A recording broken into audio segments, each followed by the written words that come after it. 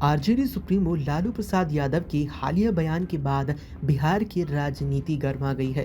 इस बयान पर बीजेपी की ओर से तीखी प्रतिक्रिया आई है।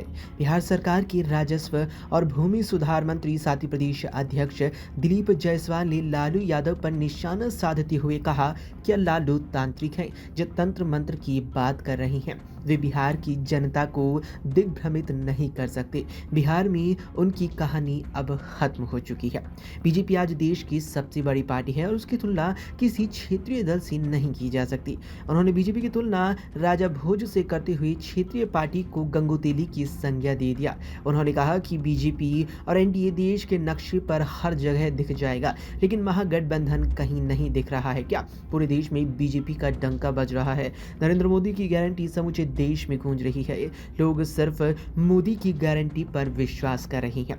दिलीप जायसवाल ने ऐतिहासिक संदर्भों का उल्लेख करते हुए कहा कि भारत अब अंग्रेजियत और मुगलियत को अस्वीकार कर चुका है। उन्होंने कहा कि भारत पर शासन करने आए मुगलों ने हमारी बहु बेटियों की अस्मत लूटी, अब उनके नाम पर सम्मान नहीं दिया जाएगा।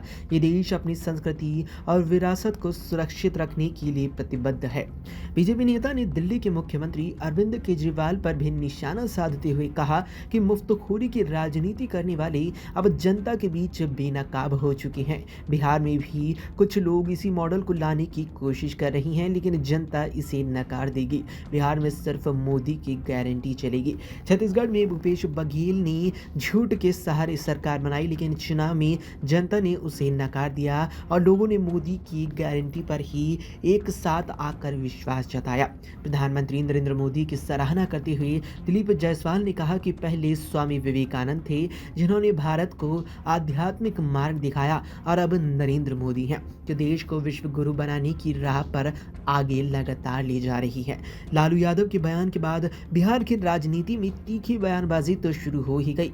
अब इस मुद्दे पर और भी ज़्यादा लोगों की प्रतिक्रिया देखने को मिल सकती है।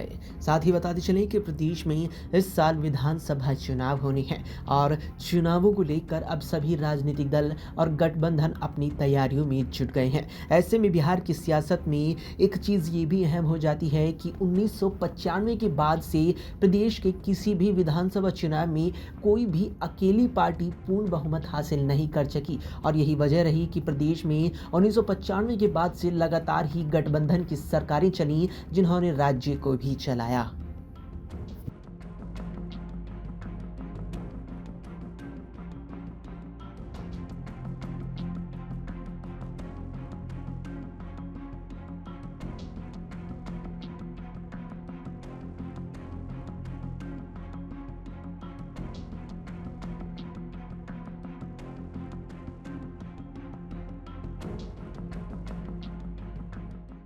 अमर उजाला जीवांजलि के सारथी की मदद लें और महाकुंभ में स्नान जरूर करें।